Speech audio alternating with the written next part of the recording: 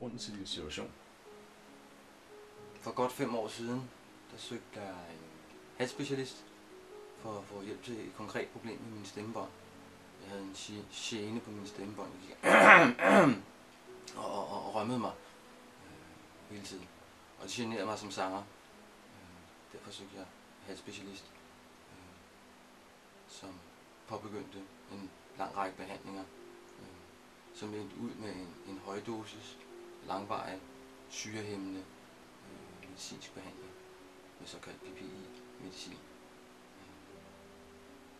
Som skulle hjælpe? Som skulle hjælpe på mit stemmebånd, fordi halslægen mistænkte, det er faktisk det hun skriver i journalen, mistænkte, at skaden eller irritationen i mit stemmebånd skulle skyldes mavesyre. Forhøjet mavesyre? Ja. Og inden den ordinering af den medicin, der havde hun prøvet 3 andre midler først, som ikke havde gjort noget godt, men kun givet noget bivirkninger. Så jeg sluttede af med den her højdosis PPI-medicinbehandling. I 5 måneder stod det på, inden jeg selv stoppede det. På grund af svære bivirkninger, skadevirkninger af medicin. Som var nogle af dem?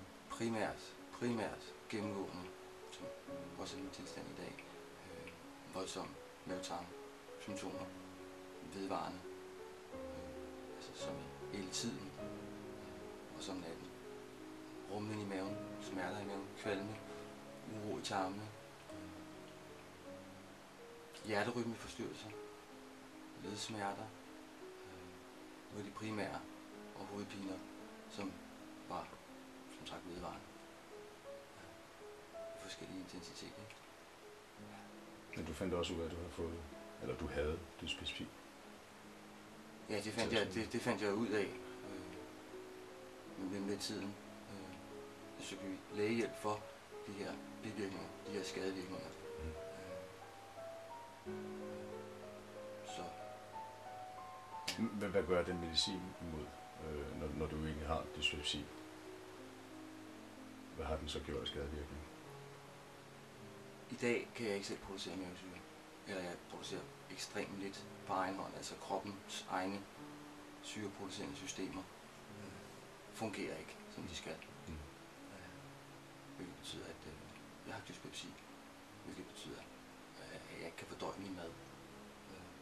En ting er de umiddelbare symptomer ved tilstanden, men maden bliver ikke nedbrudt, næringsstofferne bliver ikke omdannet og optaget ordentligt.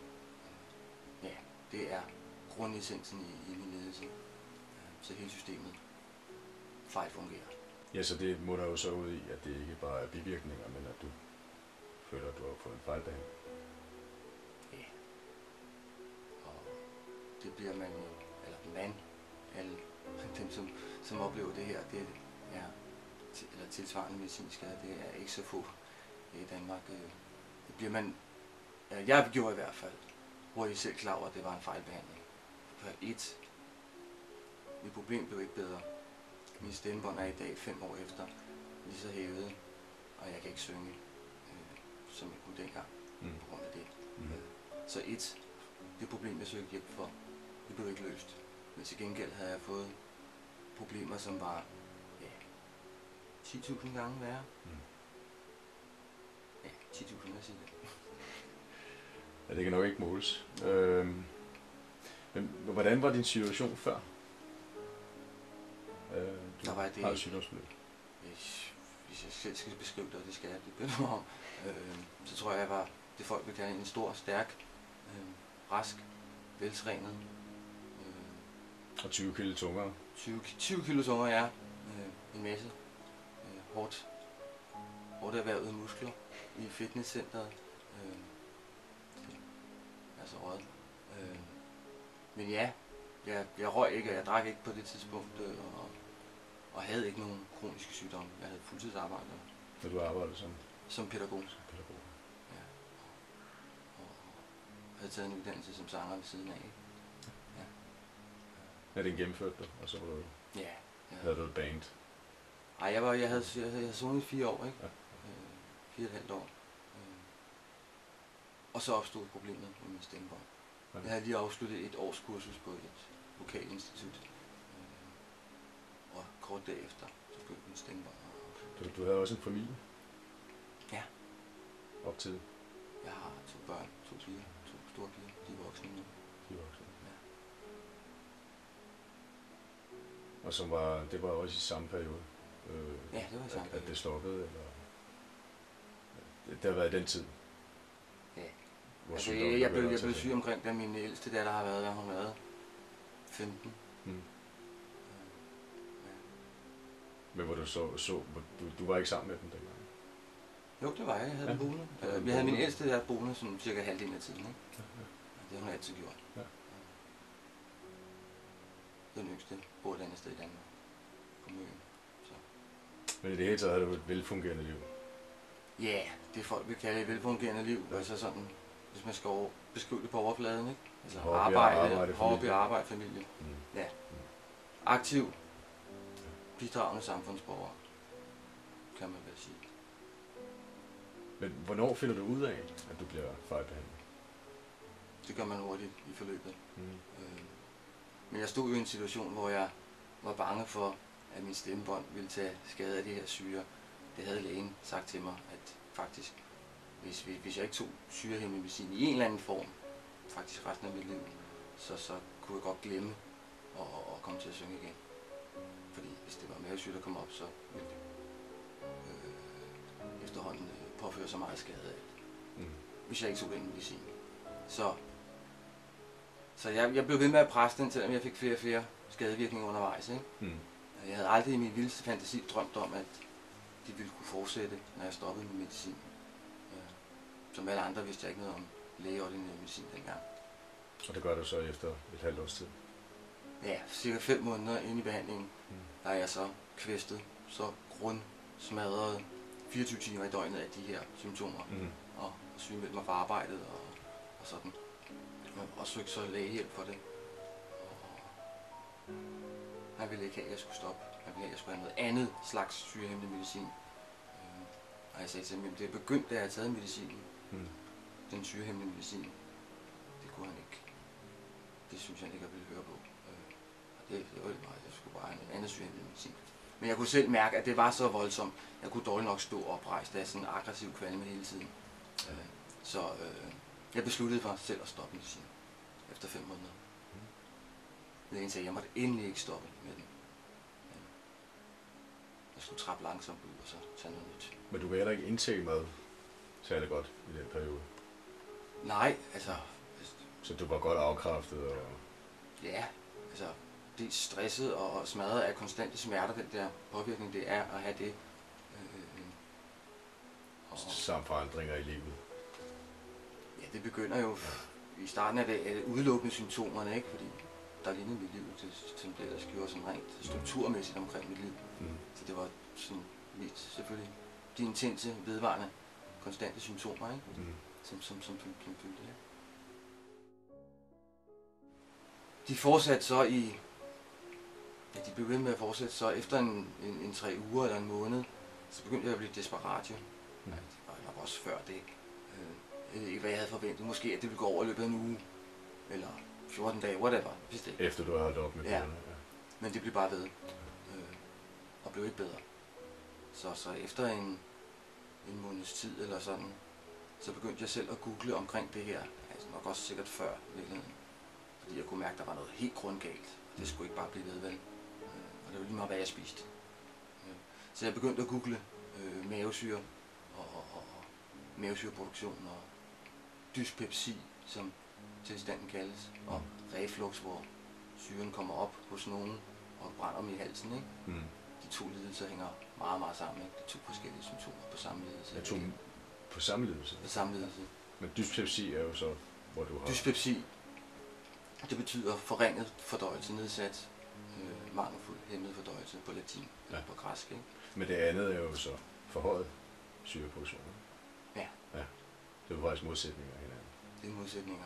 Du er blevet behandlet for noget, jeg er blevet behandlet med et stof, det modsatte. ja, som er det modsatte af, hvad jeg skulle have haft faktisk. Ja. Men det betyder jo også, at du finder ud af, at, at der ingen sammenhæng er imellem den krillen, du har på stemmen, båndet, og så det, at du så finder ud af, at du faktisk har dyspepsi i forvejen. Ja.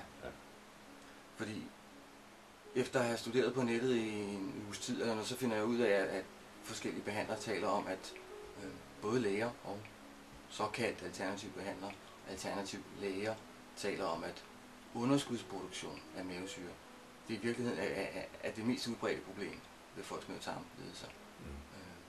Og jeg fandt så i den anledning ud af, at man kunne købe naturlig saltsyretilskud til som en del af behandlingen af at genopbygge en forsinket mavesyreproduktion. Og for høj syreproduktion. Ja. Så jeg bestilte nogle syretabletter hjem med naturlig saltsyretilskud i. Og lige så snart jeg tog dem, lige med det samme, umiddelbart, lige så snart de opløste sig ned i maven, med det samme mærke en aftagning i kvalmen. Det var altså, når der blev ført, og det var en måneds tid, eller halvanden efter, at symptomerne var startet. Ikke? Ja. Fordi jeg tænkte jo selv selvfølgelig, at det må være, fordi jeg ikke danner nok mavesyre. Jeg har fået mavesyrevæmmende medicin, og nu har jeg alle de her sindssyge symptomer, som er 10.000 gange værre end dem, jeg havde før. Jeg tror, de fleste danskere kender til det der med at have lidt rumlen i maven en gang imellem, og sådan, men så lidt bøvs og lidt bare, hvis man har spist noget et eller andet forkert, eller et eller andet, whatever, ikke? Det er rigtig udbredt, og det er faktisk dyspepsi i sin milde form. Okay. Hos den største del af de folk, der er over 40 år, 30-40 år. Det er befolkningstilstand, sådan er det. Men det bliver ikke diagnosticeret, og man får så, ligesom jeg fik, syrehæmmende medicin, som virker ved at gå ind i cellerne og stoppe cellernes virksomhed af kunstig kemisk vej. Ikke? Og det her saltsyretilskud, det hjalp umiddelbart. Så det fortalte jeg de første læger, der begyndte at skulle udrede mig. Fordi jeg blev først undersøgt efter 4 måneder med de her skadevirkninger. Jeg gik 4 måneder, hvor jeg var sygemeldt konstant, inden der var en mavetarmspecialist, der kunne begynde at udrede mig. Og der tog jeg de her saltsyretabletter med og viste hende og sagde, ja, men hey, det må være fordi, jeg tager fra lidt mavesyre, fordi de her, de virker lige så snart jeg putter dem ned. Kan du hjælpe mig med det? Hun kiggede på dem og sagde, det der, det er ikke noget. Det sagde hun faktisk. Det er ikke noget. Hvis det virker, så er det placebo, siger hun så. Så sagde jeg, det er altså saltsyre. Altså, det er ikke... Altså, nej, det virker ikke, sagde hun. Og jeg tror allerede der er man stadigvæk, på det tidspunkt har man en blanding af autoritetstro over for vedkommende og behov for enormt meget hjælp. Og samtidig har man en grundfølelse, som man bare ved med sin krop er rigtigt, for det kan man mærke. Men man kan ikke sætte videnskab på det. Det kunne jeg jo ikke dengang. Jeg kunne kun udtrykke, hvordan jeg havde det, og hvordan jeg havde det før. Og hvad der hjalp nu i den her situation. Men hun sagde, nej, det virker ikke. Det er der ikke noget med. Man kan ikke lide af for lidt mavesyre, sagde hun. Det giver ikke nogen symptomer at have for lidt mavesyre. Det sagde hun selv. Nå, ja, så skulle man jo have den diskussion. Ikke? Der kunne jeg jo ikke være med. Jeg vidste bare, at det var rigtigt det her. Så de tog nogle blodprøver og kiggede med kamera og besluttede sig for, at jeg nok ikke havde haft reflux alligevel, men dyspepsi. Og, som er det modsatte. Som er det modsatte, ja. Og så har jeg nok fået nogle bivirkninger til Nexium, som er mærket af den medicin, jeg fik, ikke? Så de erkendte, at der var nogle bivirkninger? Ja, om det så har været bivirkninger, skriver hun, det kan jeg ikke sige, siger lægen. Ja, det skriver hun faktisk ordret. Og hun slutter af med, at jeg skal nok blive rask. Det vil gå i sig selv igen, ikke? Men det har det jo så ikke. Det gjorde det ikke. Og det er jo så... Og en af de ting, jeg også havde på det her tidspunkt, af de mange symptomer, jeg havde, ud over mavetarmsymptomer, det var også irregulær hjerterytme. Altså hjerterytme hopper og danser og gør, som det ikke skal, ikke? Ja. Og det kan man bare mærke, det er galt, ikke? Ja. Det konstaterede de som noget af det første, uden at lægge mærke til det, eller uden at tillægge det noget særligt. Men havde de ikke på et tidspunkt også til og med sat din dose op? Mens du tog det? Nej, den blev sat op. Hun sagde, at jeg kunne tage helt op til max dosis. Altså 2 gange om dagen, ikke? Ja. Hvis det ikke umiddelbart hjalp, hvis det ikke var nok, så kunne jeg trappe op til det dobbelte, ikke? Ja. Som er max dosis. Så man i virkeligheden bliver det lidt nørdet, undskyld. Men i indlægssedlen til medicinen, der står den dosis kun anbefalet ved en sygdom, der hedder Solding-Ellison-syndrom, hvor folk danner alt for meget mavesyre. Det er en diagnostiseret sygdom, som skyldes godartede svulster i mavesækken. Okay. Den dosis blev anbefalet i indlægssedlen kun til det, og den rammer kun 0,2% af befolkningen, den her lidelse. Og den behandling fik jeg i 5 måneder, fordi jeg havde kriller på min stemmebånd. Så det er ikke bare en fejlbehandling på grund af den forkerte diagnose, de har givet dig, men faktisk også en fejlbehandling med den behandling, de har givet dig. I forhold til, at de giver dig så stor en dose, som ikke passer til dig. Ja. Selvom du skulle Jamen, det kunne ikke have været mere forkert. Nej. Der skal man jo først konstatere, om der er nogle svulster i maven. Ja, for at diagnostisere det, ja. Og man kan sige, at den er så ekstremt sjælden, så hvad skulle være the odds, for jeg lige havde udviklet det. For så har det jo som sådan jo også gjort dig klog på nogle ting, som de selv vælger at sige, at de ikke er kloge nok på. Det var jeg nødt til. Ja, og det har de så meldt noget tilbage på? Du har jo forsøgt at få forskellige afdelinger og læger i sundhedssystemet til at reagere? Ja, efter en 1,5 år i det her skadeshelvede, lærte jeg selvfølgelig mere og mere, og fik kontakt med blandt andet en læge, der hedder Carsten Vagn Hansen, som er meget, meget vidende og i forhold til det etablerede system.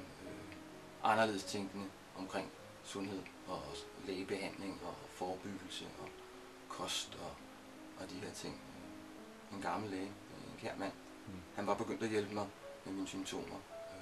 Og sådan og begyndte at lægge flere og flere led på puslespillet, ikke? Som skulle vise sig at være uendelig kompleks, sådan rent biokemisk med de forskellige næringsstoffer. Det måtte jeg også selv lære mig om, fordi lægerne ville ikke. De sagde bare, at det skulle nok gå.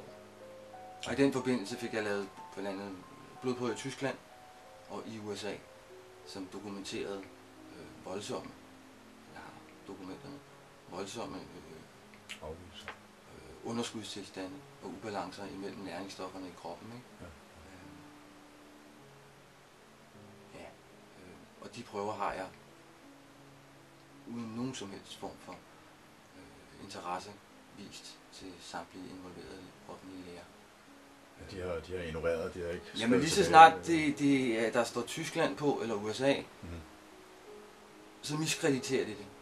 Allerede der, uden at læse videnskaben omkring det. Ja. Det står faktisk selv i deres egne lærebøger, at for eksempel magnesiummangel, og det sværeste mangeltilstand, jeg havde, det var i forhold til magnesium. Det kan ikke måles. Hvis man virkelig lider af det, så kan det ikke måles på en almindelig standardsprøve. Der skal man tage nogle mere avancerede blodprøver. Det står i selve lægehåndbogen. Men den ville de ikke tage. Så jeg fik lavet nogle i Tyskland, der hedder fuldblodsanalyser. Ja, det var den, det jeg har fået lavet 3 år, de sidste 3 år, ikke? Og de viser alle sammen, hver gang, de samme stort set. Med lidt udsving, underskudstilstand, ikke? Og det er kompleks behandling, for det kan du ikke bare spise dig til. Fordi du er i underskud, så skal du have det i større mængder, end der er i kosten, for at genopbygge. Og det var hele det der helvede, jeg skulle igennem med at finde ud af. Sådan at rave rundt i 15 forskellige næringsstoffer, som jeg manglede i mere eller mindre store doser. Ikke? Og det var en af bivirkningerne ved den medicin? Den er beskrevet bivirkning. Det var en beskrevet bivirkning, ja. Beskrevet bivirkning. Advarsel. Som de stadig ikke vil anerkende? De kigger bare ikke på det. De lader som ingenting. Simpelthen. De lader som ingenting. Som om det ikke står der. Og som om mine prøver ikke var.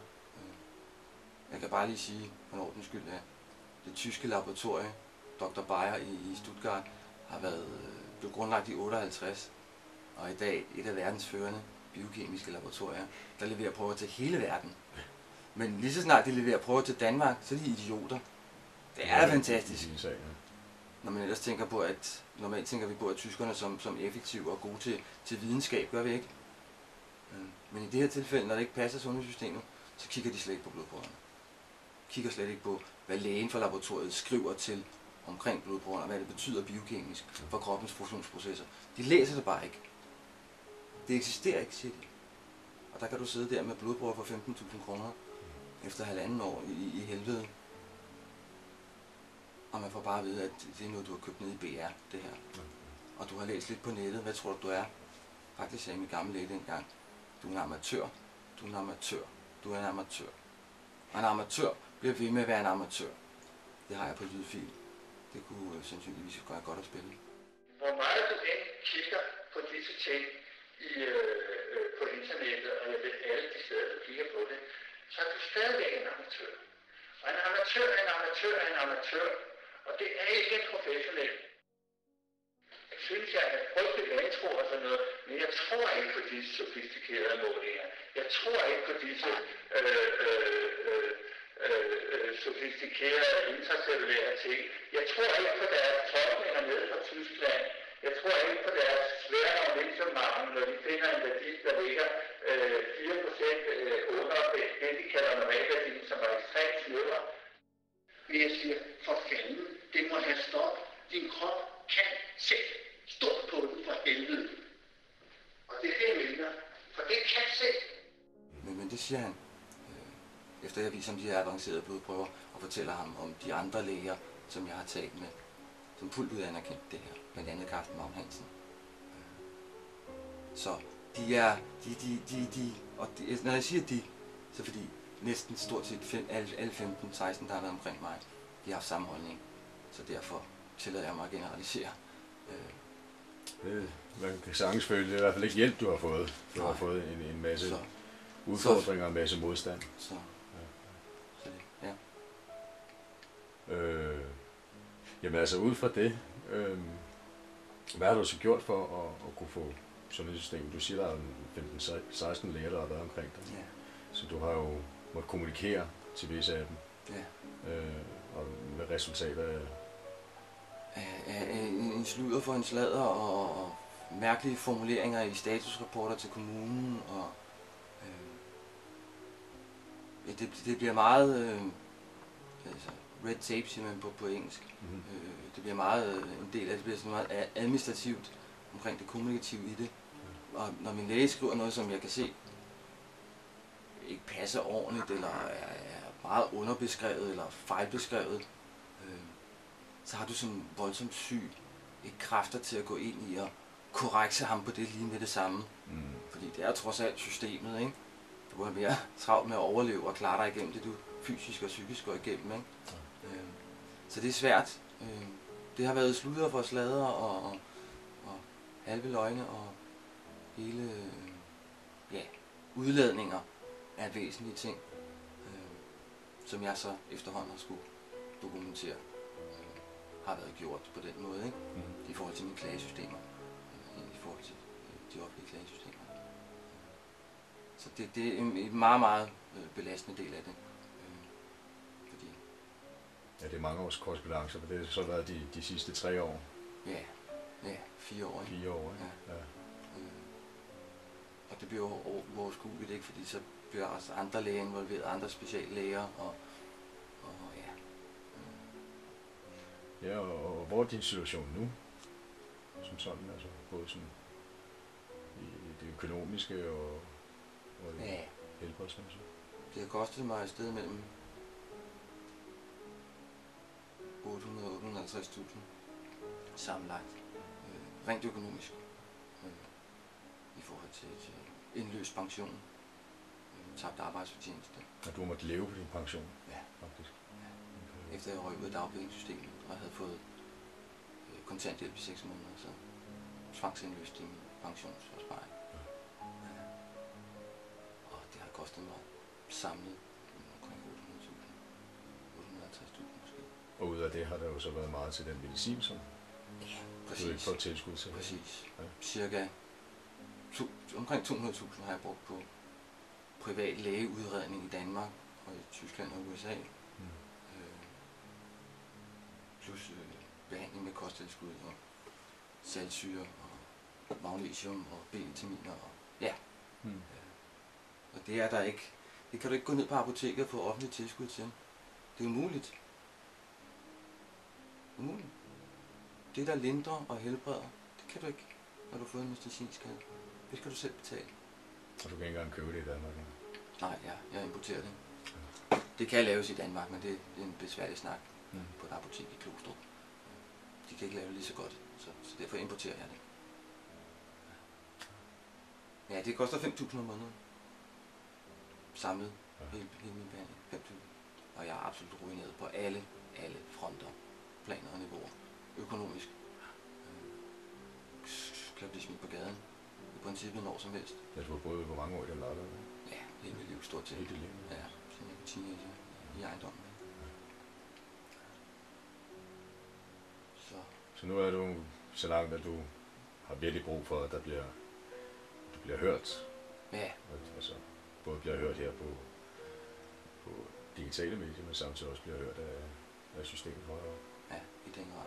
Som du siger, du bliver nødsaget til faktisk at se, om du kan få ministeren til at forstå, hvad det er for en situation. Ja. Både du er i, og andre er i.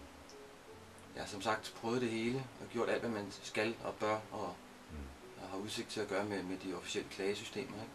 Men har ingenting. Der har været lukket dør alle steder, fra behandlingssystemet til klagesystemerne. Jeg er også blevet klar over, at det er et generelt videnskabeligt problem omkring mavetarmsygdom i Danmark og lidelser. Det her, at folk bliver simpelthen fejlbehandlet. Derfor de aldrig bliver raske. Det er ikke sådan en mystisk, underlig, obskur sygdom, som stammer fra en abe. Det er simpelthen en ganske almindelig funktionel forstyrrelse i naturens egen biokemiske processer, som fordøjelsen er. Det er bare mekanik i virkeligheden, ligesom en automekaniker. Der er ikke noget hokus pokus i det. Det er bare komplekst. Ja, og som på mange punkter er en samfundssygdom i Vestverden. Ja. Ja, mavetarm dyspepsi er pisseudbredt og irriteret tyktarm, som folk får at vide. Det kender vi ikke årsagen til. Vi kender heller ikke årsagen til dyspepsi, det siger de også. At de ikke gør. Men når man så putter saltsyre ned i maven, pepsin, dyspepsi, og det så virker, og man så som læge nægter, at det overhovedet kan findes, til trods for, at man kan google det lige med det samme, trods alt. Men medicinalfirmaet har gjort rigtig, rigtig meget i de sidste 20 år for at sætte sig på hele området af, hvad der bliver uploadet og publiceret. I hvert fald i de offentlige systemer. Men så er der uafhængige læger, som er privatpraktiserende, især i USA, som uploader deres erfaringer, deres hjemmesider og deres arbejde. Og det ligger derude, og det er til at gå til og omsætte i praksis. Men de siger, at det findes ikke, siger de. Det findes ikke, det virker. Så giver de folk saltsyretilskud, og de har konstateret, at de danner for lidt mavesyre, det har man målt. Og så finder man ud af, via blodprøver, hvilke vitaminer og mineraler, mangler, der er skyld i, at de danner for lidt mavesyre. Og så giver man dem den mængde, de skal have i de rigtige blandingsforhold, og genopbygger fordøjelsen, så den fungerer igen. Det er sådan en loop-ting. Det er en biokemisk loop, ikke? Du fordøjer maden dårligere, fordi du ikke har nok næring i kroppen. Og når du ikke fordøjer maden ordentligt, så får du endnu mindre næring i kroppen. Og det er en nedadgående spiral, der medfører alle de andre kroniske sygdomme. Det er en genial forretningsmodel. Man kan jo sige, at, at sundhedssystemet har været lidt for forenklet i både din situation, men åbenbart også i andre situationer. Ja, det er meget enkelt. Fejldiagnostisere og fejlbehandle mennesker, og så lade dem sejle deres egen sø. Det er da ret enkelt. Men det er ikke særlig effektivt. Jo, i forhold til at skabe kronisk sygdom, der er det effektivt, men det er jo ikke helbredende effektivt. Der er jo ingen effektivisering der overhovedet, som vi taler om hele tiden. De politikere og embedsmænd. Vi skal være effektive. Det er jo ikke effektivt. På nogle positive parametre. Men man skulle forestille sig, at det effektive vil være at helbrede folk. Præcis. Frem for at gøre dem mere syge. Ja, finde ud af, hvad de fejler, når de kommer og beder om hjælp til et problem. Hvad de virkelig fejler, årsagsmæssigt. Som jeg har lært at erkende i det her. Det handler altid om årsagerne, der bliver væk. Der er ingen, der interesserer sig for årsager. Jeg blev så tvunget til det af omstændigheden. Ja, det er sådan, det fungerer. Og så er det jo meget enkelt. Ja. Så gør man jo bare noget andet. Men meget kompliceret for den modtagende part. For den modtagende Som så er part, ja. patienten. Og også for samfundsøkonomien også. Ja. Det koster helvedes mange penge, at smide folk ud af arbejdsmarkedet. Ja. Tænker man bare på, hvor de penge går hen egentlig. Ja, selvfølgelig gør det. Men den situation, du så er i nu, er jo som sådan det at skal kunne komme ud til folk. Ja. Ja, og vi ønsker, at man kan forstå sig bedre på, hvad man er i. Og man måske skal til at søge Præcis. andre kanaler for at blive klogere på, hvad man fejler. Ja. Hvad er det, man kalder det på engelsk? Second opinion? Second opinion, ja. Er der meget second opinion i forhold til det danske sundhedssystem? Nej, det er der ikke. Der er kun én, og den er givet. Den er sagt og givet, og den står ved magt. Uanset hvad kroppen fortæller. Kroppen bliver ved med at fortælle, at der er noget galt. Men så får man at vide, at det enten går over, eller man er tosset, man læser for meget på nettet, eller i indlægssedler til medicin. Men du står jo også i den situation, at det er jo meget prekært for dig. Altså, du er jo på grænsen. Ja, helt på grænsen. Til hvad et menneske kan klare. Ja. Den har jeg placeret mange gange. Selvfølgelig. I de her 5 år, selvfølgelig. Men det har jeg. Ja, det er sådan noget, jeg kunne blive smidt ud af min lejlighed. Det er både fysisk og mentalt, lige så vel. Og krepere simpelthen. Ja. Rent korporligt krepere. Fordi jeg ikke kan få min behandling. Altså, jeg kan ikke blive ved med at betale de her 5.000. Jeg får det på kredit nu. Ja. Behøver man at spørge, hvor uværdigt det er.